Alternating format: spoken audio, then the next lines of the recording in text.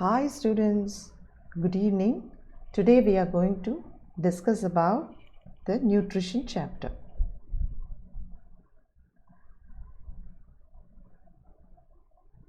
So hi students, a very warm good evening. Today we are going to discuss about this digestion and absorption. In this we are going to see about the introduction topic, which is the nutrition topic. So we have to know like what is digestion. It is nothing but the food what we consume. Okay, those biomolecules cannot be directly absorbed inside the body, so they have to be broken down into simpler units where your body can absorb these substances. So in this chapter, today's topic will be on nutrition. So nutrition, as it comes, like we would have heard about it, like eating nutritious food, and what is happen if you don't take those nutritious food, you will end up with getting some diseases which we call it as the deficiency diseases. So with this contest, like we will see what is nutrition, what are the essential nutrients that is needed for our body. So that is very much important for our growth and development. So let us start with today's topic. Now just tell me, what is nutrition? So nutrition is nothing but it is actually the process, like it is something apart in our body system where it is going to provide the essential calories that is needed for our body so that it is being utilized for the growth, the development of our body. So it is actually the process. It starts from how do we consume, right, the intake of nutrients till these nutrients are absorbed into our body cells. So depending on the nutrition, we can classify the organisms. So you can see here the organisms. Okay, so the organisms are classified as autotrophs and heterotrophs. So autotrophs and heterotrophs, depending on the mode of nutrition, we classify the organisms as either autotrophs or either heterotrophs. So what is the classification? So here you can see, depending on the mode of their nutrition, that is the food that they intake. So depending on that, we are going to classify them as autotrophic and heterotrophic. What do you mean by autotrophic? That is the organisms which can synthesize its own food or it can manufacture its own food. Okay, that we call it as autotroph. Auto means self. Okay, so they are able to synthesize their own food. Like examples, we can give some plants and bacteria where they are all autotrophs. Now what about the heterotrophs? Here they are going to depend on other organism for food.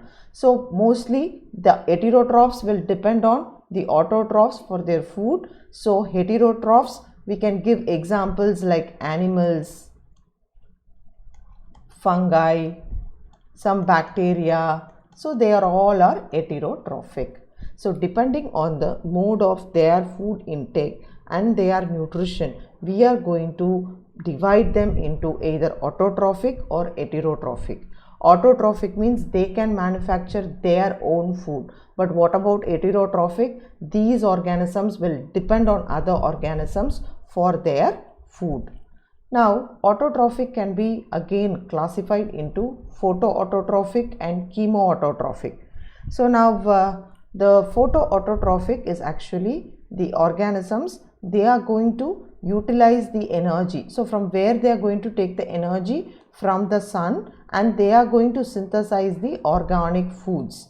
So here so they are going to synthesize the organic foods. So when you look into this photoautotrophic, like you can see the plants, like plants, they depend on sun, okay, for their energy, and with the help of energy and the chloroplast and all that, they are going to manufacture their own food. But what about chemoautotrophic? Here some of the organisms, they release, in the process of that oxidation, they release some inorganic substances, and that the energy, whatever, that is what being utilized by some organism. Like we have the nitrifying bacteria. So we have photoautotrophic and we have chemoautotrophic.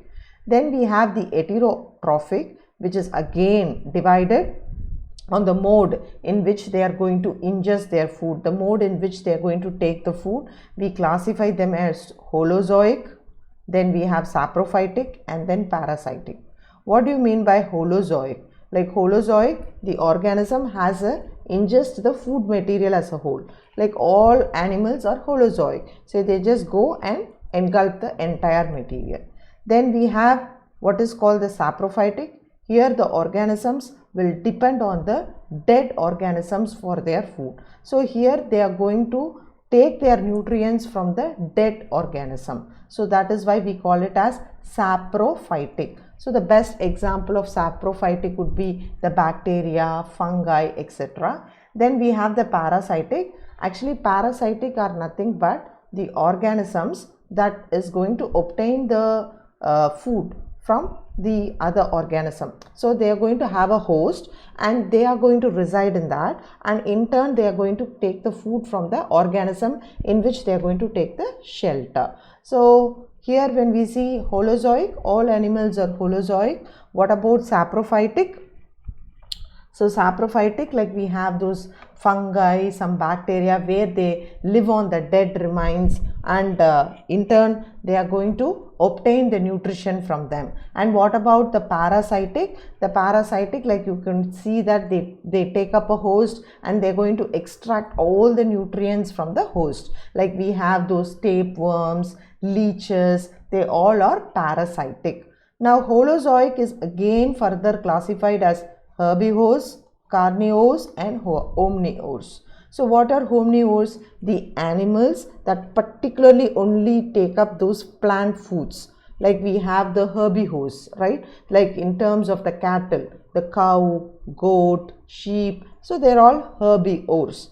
What about carnivores? The animals that eat the flesh. Like you see the lion, tiger, they are all carnivores. What about omnivores? These animals, they take up both plant-based as well as the animal-based food. Like we have the crow, bear, and even humans. So we are all omnivorous. So nutrition, depending on the type of that, we classify as autotrophic, heterotrophic. Autotrophic manufacture their own food, and autotrophic is further classified as photoautotrophic. Photo, light. With the help of light, they are going to synthesize the organic food. What about chemoautotrophic? Here with the oxidation process, they are going to make up their food substances, synthesize their food. Like we have the nitrifying bacteria.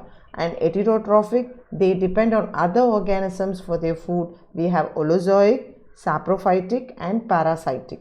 And I said that holozoic is again classified into herbivores, carnivores, and omnivores.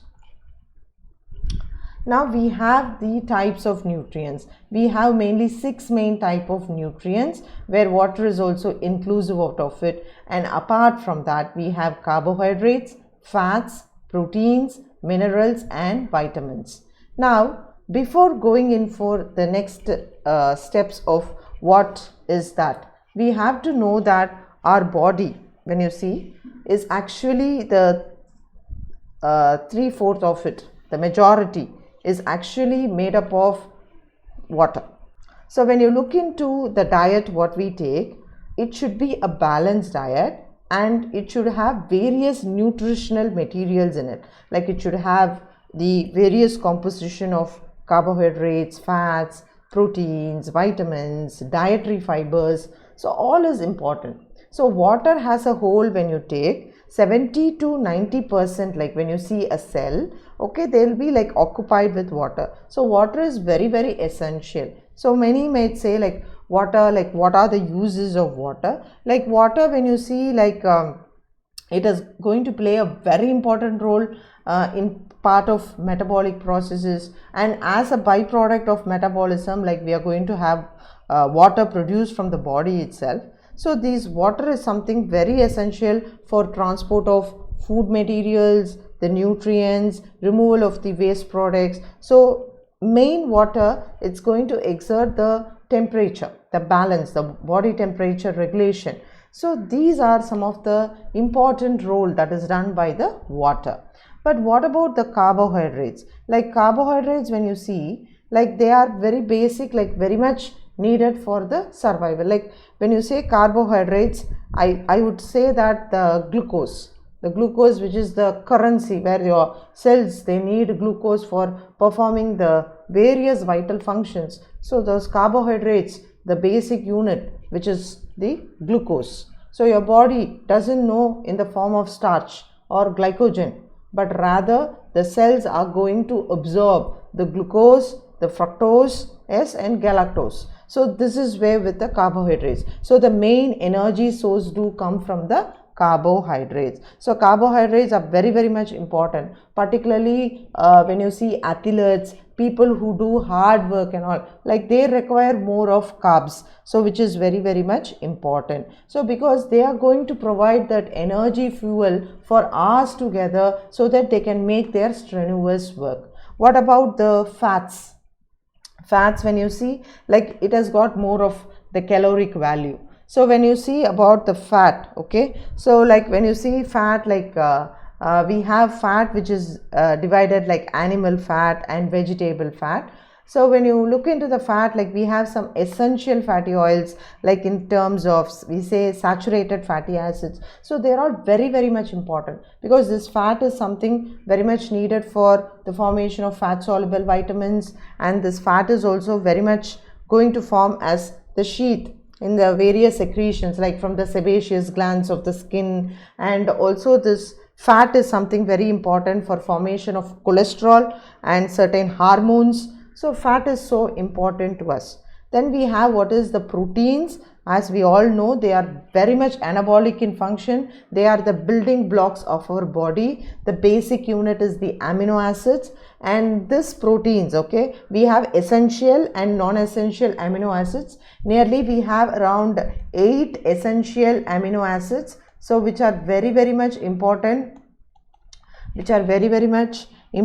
for the constructive purpose of our body. So the need for the synthesis of enzymes, hormones, all the, even the cells, everything, the tissue repair, everything, we require the proteins. So we have to know that the essential nutrients. So I said that your diet has to be balanced, so it should have the various nutritional components in it. So only when you have the sufficient balanced nutrients, then only it can meet the demands of the body. So even that depends on the age group. Okay, so if it is for a child, the nutrient, the diet supply would be quite different, whereas for an old age, it is quite different. So depending on that, to meet the demands, to meet the biological demands, okay, all these nutrients has to be obtained from the diet. So when I say a balanced diet, okay, so it should have like a balanced, when you take a plate, it should be a balanced diet, like one half, like it should be full with carbs,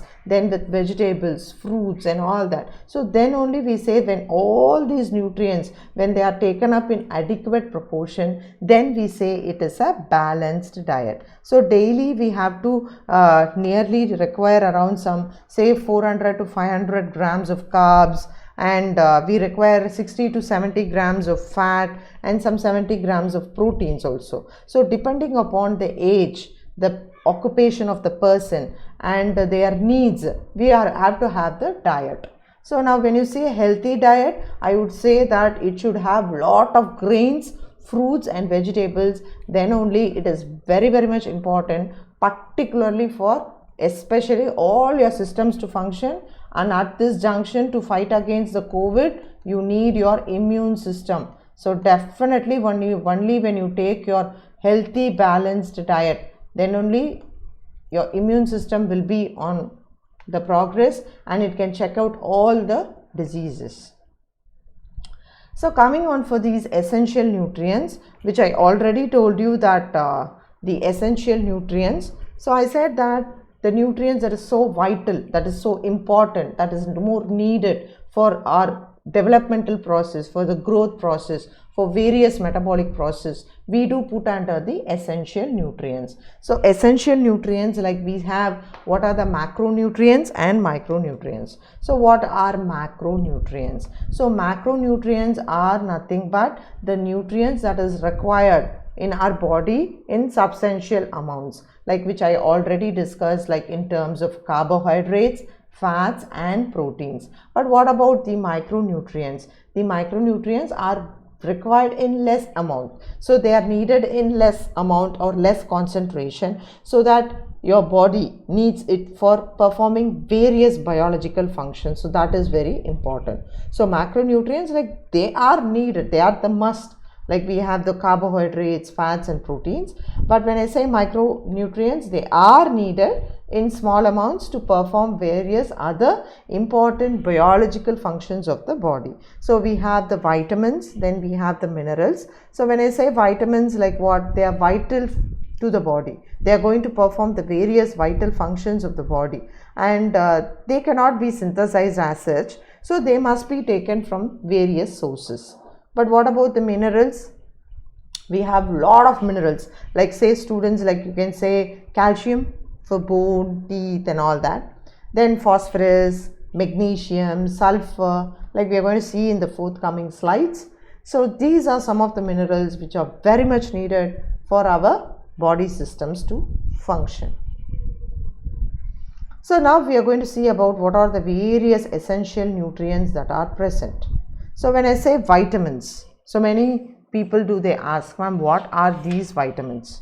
See, these vitamins are their essential nutrients, okay, and these vitamins are something like they are vital to our body. So that we need to understand.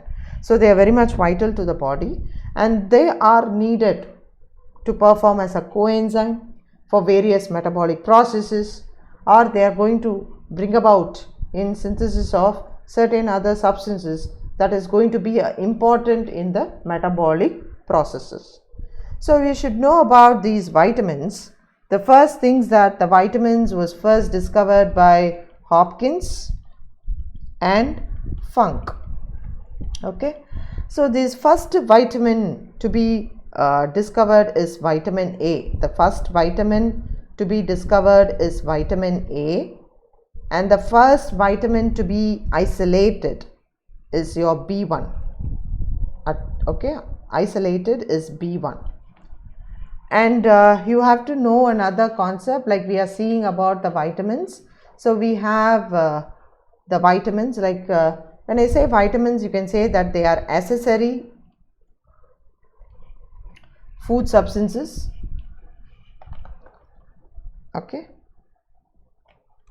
accessory food substances, but they don't provide energy. This point is very important. So they don't give any energy, no energy, they don't provide any energy, okay, but they are used for various processes, and they are not also used for structural units. No structures are made from this. So like carbohydrates, proteins, you say a cell, it has got equal amount of carbs, protein and fat, every cell, but vitamins don't form the structural units. So these are something that you have to know. So coming on for vitamins, like we do classify as fat soluble vitamins and water soluble vitamins. So we have what are the fat soluble vitamins? So vitamin A, D, E, K. So these are all the fat soluble vitamins. Okay. So vitamin A, D, E, K, they are all fat soluble vitamins. What about the water soluble vitamins? We have vitamin B and vitamin C. So these are all the water soluble vitamins. And what about this array? It is the fat soluble vitamins. Okay. Now we'll see about the vitamin A. So when I say vitamin A, okay, it is called the retinol, and it is the first fat soluble vitamin that has been discovered. Okay. So what is the source of the vitamins? So when you look into the various sources of vitamin, okay, so we have to know that it is very rich in all the products, like mostly the carrots, fish, particularly the cod liver oil, then the egg yolk, then we have the milk products. They are all very rich source of vitamin A. So what this vitamin A is going to do? The vitamin A is very much important for the synthesis of beta carotene. Okay, so this beta carotene is very much needed for the synthesis of rods and cones. What are rods and cones? The rods and cones are nothing but the receptors that are present in the retina. They are going to sense the light. Okay, so they are very much needed for that. Suppose, okay, so this is the one of the function. They are also required for the normal growth development, and they are going to protect against various infections also. So they are very much important for skin, for protection against various infection. We say one of the anti-infection vitamin also. So when I say the functions of vitamin, when the vitamin A is deficient, what do you mean by deficient? The usual proportion or concentration is not being taken in the diet, and that results in the deficiency. So the most common vitamin A deficiency is the night blindness. So what do you mean by night blindness? Which is nothing but, which we call it as xerophthalmia. There will be dryness of cornea also, xerophthalmia, and there will be night blindness also, which we call it as nyclotia. So we have xerophthalmia and night blindness, like they'll have the dry eyes, the skin becomes very dry, because I said they are very much needed for the skin, and they'll also have poor wound healing also. With all other skin issues, they are needed for growth and development. And see, infections, they are quite common because it's an anti-infection. It's an anti-infection vitamin. So they are very much important. So these concepts you have to know. So when I say vitamin A, retinol, it is one of the precursor for the beta carotene. Beta carotene, again vitamin A, they are needed for the synthesis of mainly the rhodopsin, rods. Mainly they are needed for rods. So when you see, we have rods and cones in the retina, but they are needed for the synthesis of rods, which we say rhodopsin. They are needed for the synthesis of this pigment. Once when this pigment is not there, then the person will have difficulty in seeing during the night. So that we call it as the night blindness. Then dryness of cornea, xerophthalmia. Then all skin problems are quite common, affecting the growth, and it also brings about infections. So this is the regarding the vitamin A. Then we'll go for vitamin D, which we call it as ergocalciferol. So it is called the ergocalciferol. Okay, the vitamin D2 is ergocalciferol, and vitamin D3 is cholecalciferol. Okay. Now what is the main thing about vitamin? See, I will tell you, the vitamin source is mainly sunlight, and apart from that, that is why children are asked to play in the PT period. So the period is given where they are allowed to play in the sunlight. So what is the main important? As the sun, it falls on the skin, it is going to help in vitamin D synthesis. Apart from that, egg and the fish liver oil, that is the cod liver oil, nuts. Okay, so they are all very high rich sources of vitamin D. Now when you look into this vitamin D, now you have to know that it is very, very much important for the formation of the bones and teeth. Okay, so vitamin D along with the hormones, they are going to maintain the blood calcium level in the body. So they are very much important. Okay, so they are going to work along with this parathyroid hormone, and it is going to maintain the blood calcium level. So with that, it is going to help in the formation of bone, teeth and all that.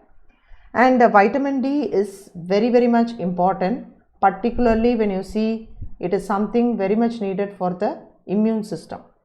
So whenever the immune system falls off, okay, so we have to think it in this perspective about the vitamin D also, because they are very much important for one of the receptor synthesis. Okay, so that is very, very much important, vitamin D. So vitamin D, like something, no, rather than a cofactor, sometimes it tries to behave itself like a hormone also. So whenever there is what you call the deficiency of vitamin D, two things will result. One, we call it as what is called the rickets in children, which is quite common, where the children bones will become very weak, very softened, so that goes in for bending of those bones. and we call that as rickets. What about in adults? The softening of the bones that may result in what is called osteomalacia. So these are some of the deficiency that results from vitamin D. So when you look into the next vitamin, which we call the vitamin E, the tocopherol, it is also called as the anti-sterility vitamin. So that's very important. It's something very much important. Sometimes we call it as athlete's vitamin also. So this vitamin E, when you take as of a source, they come from vegetable oils or whole cereals, wheat germ oil. They are all very rich source of vitamin E. But this vitamin E is very much something important for the fatty acid synthesis. They are going to stop the synthesis or what you call the catabolism of certain fatty acids, and it is also very much needed for the formation of certain nucleic acids like DNA, RNA. It's needed for wound healing. It is actually a very good antioxidant. It can scavenges the free radicals that are generated and prevents the cell from getting injured. So they are very much important. So you can see that this maintains the muscle, the vitality of the muscle. So that is why vitamin E should be a part of the athlete's diet also. So they are so much important. So what happens when there is a deficiency? So whenever there is a deficiency of vitamin E, it can result in reproductive failure, okay, and there can be degeneration of muscles like muscular atrophy, or sometimes it can even bring about anemia, okay. Sometimes the anemia is also quite common. So these are some of the, because they are needed for the membrane synthesis. So once when the membrane synthesis is getting affected, probably they have these issues. So the deficiency brings about with reproductive failure. That is why anti-sterility vitamin. Then they are athlete's vitamin, atrophy if it's not there, and anemia needed for the membranes. So that is with vitamin E. Next we'll see here in this the tocopherol. Look into it. The rich sources are the sunflower oil, which I said, the vegetable oils, mainly the wheat germ oil, and certain nuts and grains. But what about this vitamin E? Like it has got a lot of functions, as see in this picture itself, like protects your skin. So it's a very good for your skin, lowers your blood sugar level, but main thing is the reproductive function. So it is going to support the reproductive function. Once when this hormone is not there, they have reported to have the sterility. So that is why we say vitamin E is also called the anti-sterility vitamin. So now come on for the water soluble vitamins. So when we see for this water soluble vitamins, okay, so we have the water soluble vitamins. So in this water soluble vitamins, we have what we call it as the B1, which is the thiamine, the B2 is riboflavin, B3 is niacin, B5 is pantothenic acid, B6 is pyridoxine, B7 is biotin, B9 is folate, and some books they say even B10 also, but B9 stick on to it. B12 is the cyanocobalamin, the cobalamin, that is the vitamin B12, and vitamin C is the ascorbic acid. So see, look at the fruits, so colorful fruits. All these fruits have a very high rich source of vitamin B complex and C. So first we will come on for the vitamin B complex, the vitamin B1. The vitamin B1, okay, so that is the thiamine. So this thiamine, we call this thiamine as the antinuretic vitamin, okay.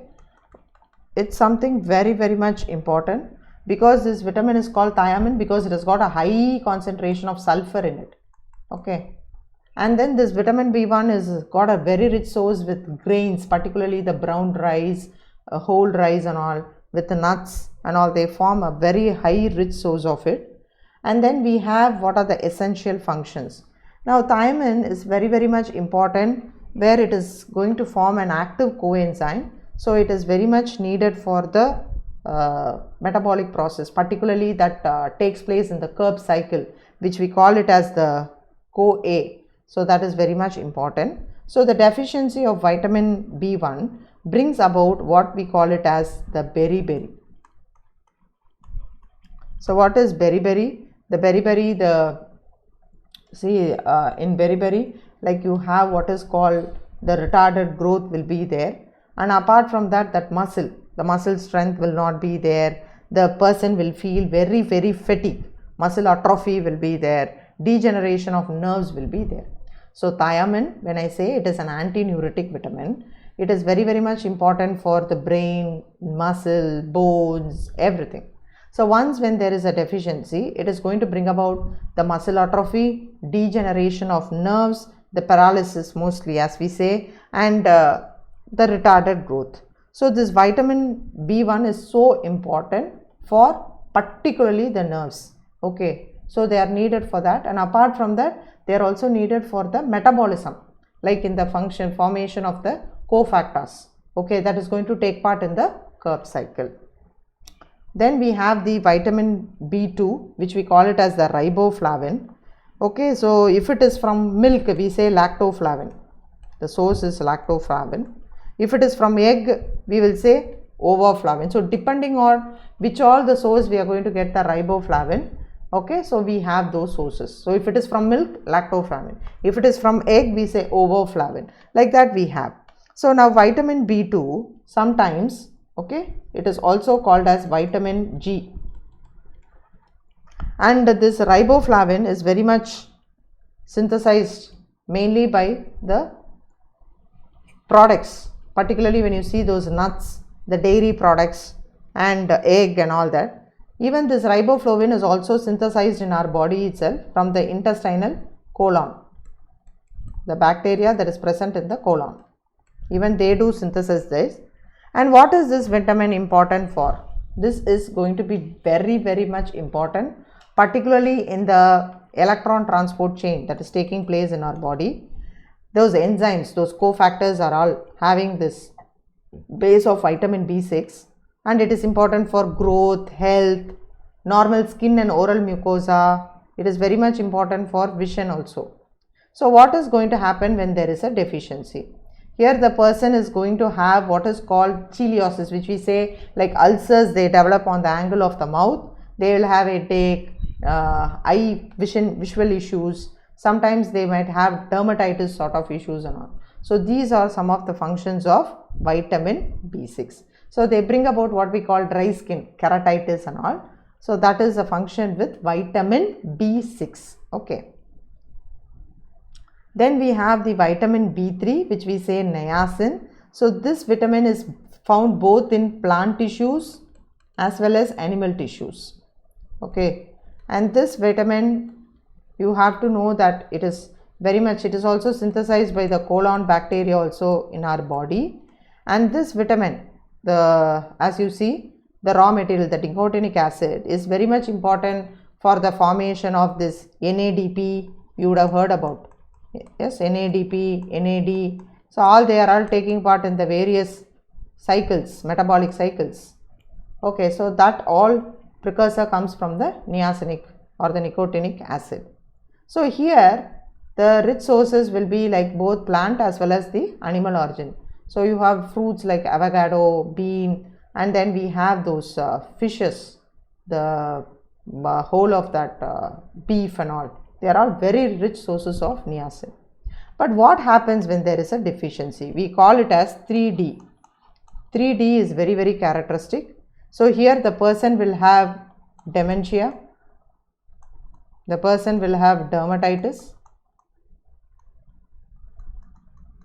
and they might also have diarrhea. So the deficiency will result in 3D, very much characteristic of it. But these 3D, which disease you will come across? Pellagra.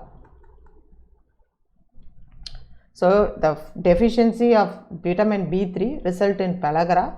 In pellagra, it is characteristic of dementia, dermatitis and diarrhea. Then we have vitamin B5. Okay. So in B5, it is the pantothenic acid. Okay, so here the pantothenic acid is present in a vast wide variety of food, right from dairy products and even those egg, grains, fruits and all that. So what is the main function of vitamin B5? It's supposed to be more rich in wheat germ and honey, and apart from that they are going to help in the formation of this acetyl CoA in the Krebs cycle, and it is very much important for what you call for the skin, hair and all that. So the deficiency, as of when you see, like it is very rare, and if at all it is going to have any deficiency, it is going to bring about the general fatigue and weakness to the body. So when I say pantothenic acid, it is needed for the synthesis of this acetyl CoA, and it is also very much needed for the healthy hair, skin, and it is needed for the healthy immune system. So that is all with the functions of pantothenic acid. Then we have the vitamin B6. Yes, it is the pyridoxine, very much important. So the rich source of this vitamin B6 will be mainly egg, vegetables, meat, liver, all that is very important. So it is very much important for mainly used in the treatment. Particularly this vitamin is very much important during pregnancy. Okay, and this can also be synthesized by our colonic bacteria.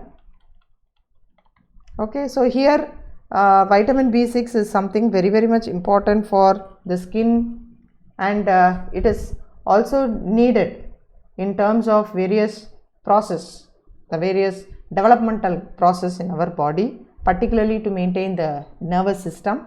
And this vitamin, when you see, actually it is something, when it is deficient, it brings about dermatitis, the dry skin, or anemia, because it's needed for RBC production also. So vitamin B6 is so important. So it is needed for the growth and also. So what will happen on the other end, they will have dry skin, the growth will be retarded, or they will have nausea, confusion. That will be with the vitamin B6. Then we have the vitamin B7. So here when we say about the vitamin B7, which we call it as the H vitamin, it is called the vitamin H. Okay, so this vitamin H is so much important. It's present in the yeast, liver, and egg yolk, tomatoes, honey and all. So the main function, it is going to function as a coenzyme. So the key role is very much needed for various metabolic processes. Now it is very much needed for the skin, hair, those sort of keratin tissues. It's very important. So biotin deficiency you can avoid. Sometimes like we suggest taking raw egg and all. So what is the main role? It is going to bring about the muscle atrophy. If it is not there, that muscle weakness, hair fall, nails will become very weak and brittle. That weakness will be there. So to avoid all that, we are expected to take the biotin vitamin. Okay, they are very important for skin, particularly the keratin, that is the hair, nails and all, and apart from that for the nerves also. Then we have the folic acid. Yes, when I say folic acid, it's so important. Some textbooks say folic acid as vitamin M, and this folic acid, when I say, see this folic acid and vitamin B12, this folic acid is mostly from plant origin. Okay, so we don't have foods of animal origin having folic acid. So when I say folic acid and vitamin B12, these both are called the maturation factors. So what is a maturation factor?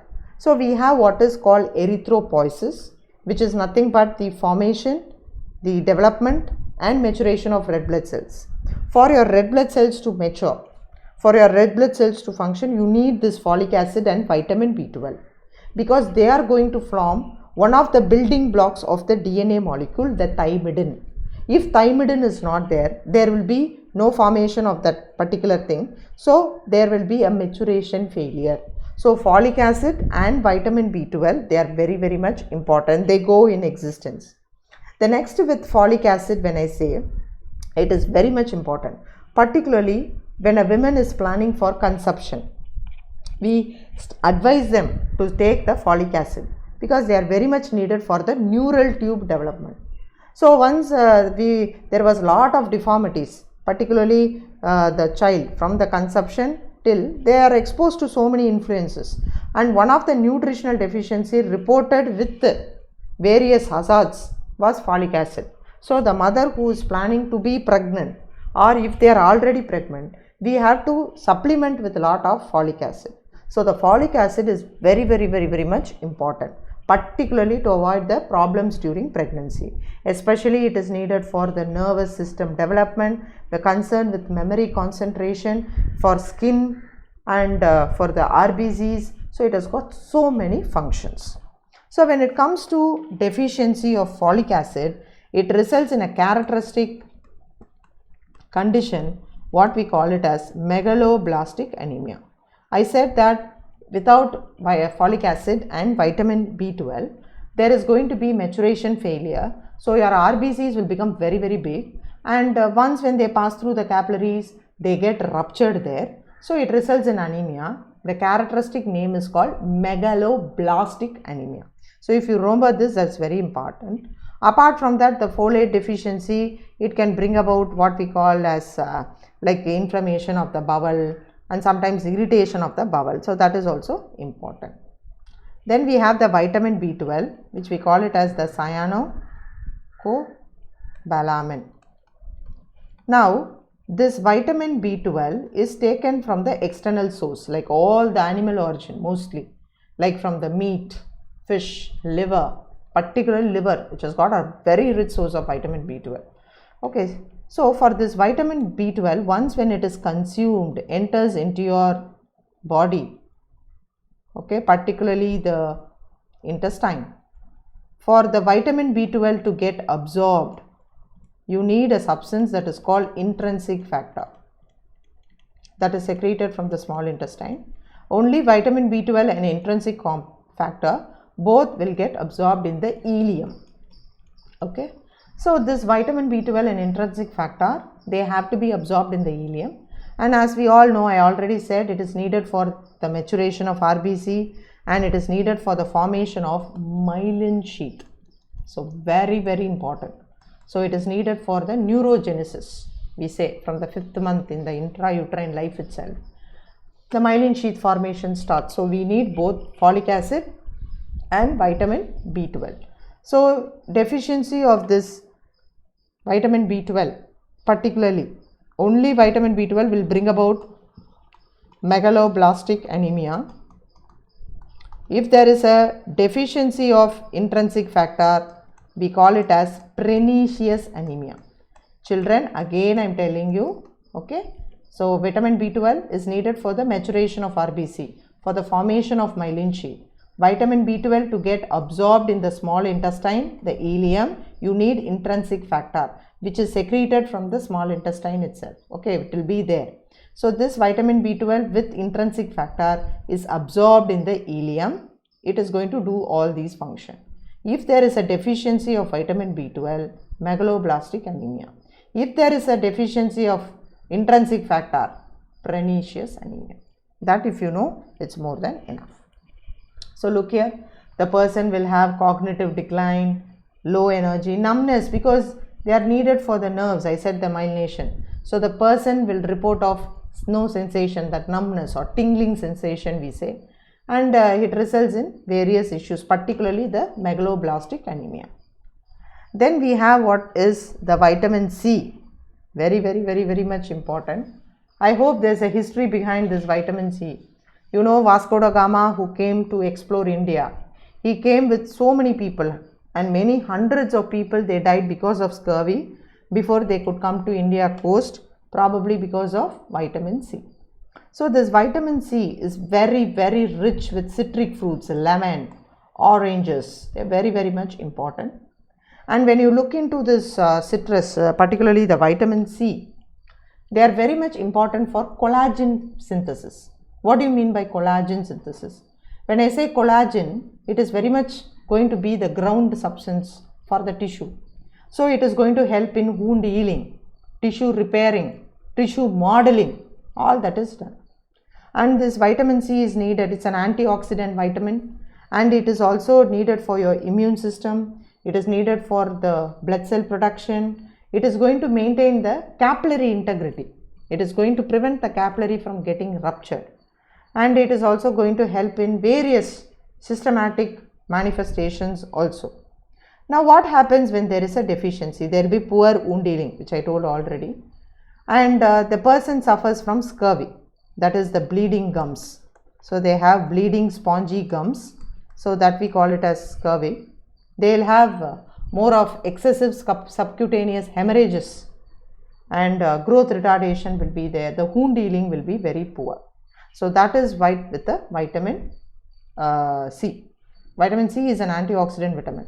The antioxidant vitamins I'll just mention here, the A, E, C, they are all antioxidant vitamins. Antinuretic vitamins. Antinuretic vitamins will be B1, B6 and B12. What about the antioxidant? They are going to scavenge the free radicals, A, E, C. The potent will be E. That is very important. So this is with regarding the vitamins. Then coming on for the minerals. See, minerals, when we see, they are very much essential. They are very much needed to the body. So depending on that, we have many major minerals and minor minerals. So here we have minerals. Like for example, you take calcium. So what will be the role of calcium? Like it is needed for the bone, teeth formation. Yes. It is needed for the clotting. Yes. It is needed for muscle contraction. Yes. So many functions are done by calcium. So once when there is no calcium, they have the issues of tetany or rickets, like that, the disease. They are associated with it.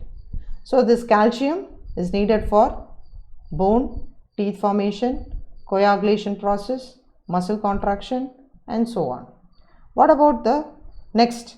We will see about the chloride. So when I say chlorine, it is very much needed for the HCl production in the stomach and pH balance.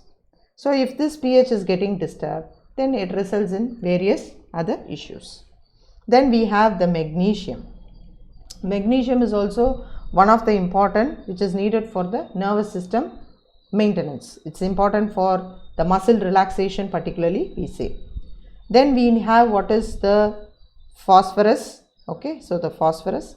So when I say phosphorus, again they are also important for the bone and teeth formation. They are very much important for the synthesis of DNA, RNA. Yes, they are important. So what happens when there is no less of phosphorus? People do land up with getting some metabolic disorders and all that. So coming on for the sodium and potassium. Sodium is supposed to be the base.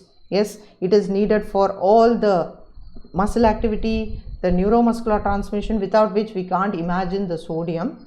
So that is very important. If sodium is less, there will be cramps, what we call muscle cramps is quite common. And coming for potassium, the potassium is always both go hand in hand. So potassium, like it's also like same like sodium, it's needed for conduction of nerve impulse and all. So coming for sulfur, it is very much needed for synthesis of vitamin B1. Okay, and it is needed for that hair, skin, all that it is needed.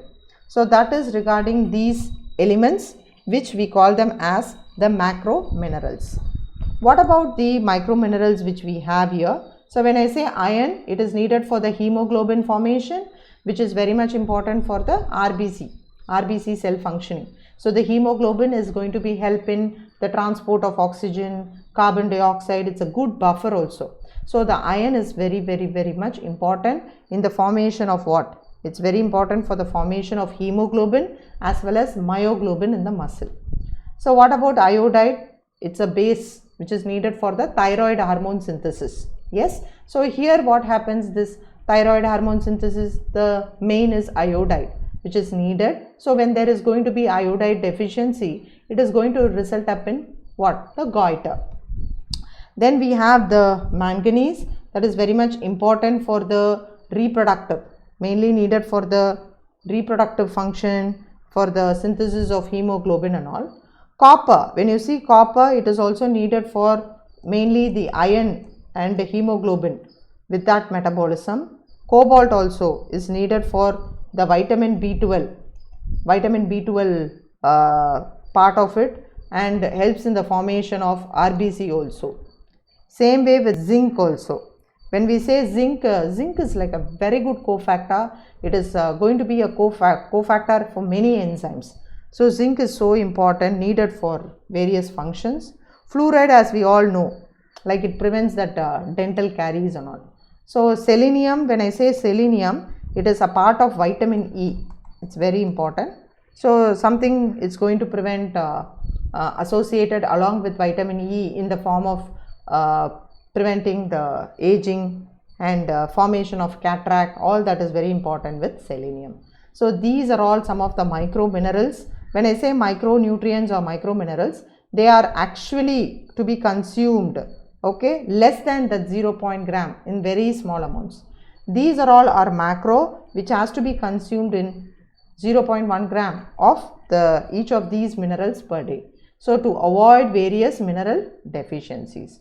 I hope in today's class we saw about what are the vitamins. So vitamins are classified as fat soluble vitamins and water soluble vitamins, and then we saw function of each vitamin, what are their deficiency, and then we saw about the minerals and their characteristic role in various metabolic as well as the various enzymatic functions, whatever they are going to play.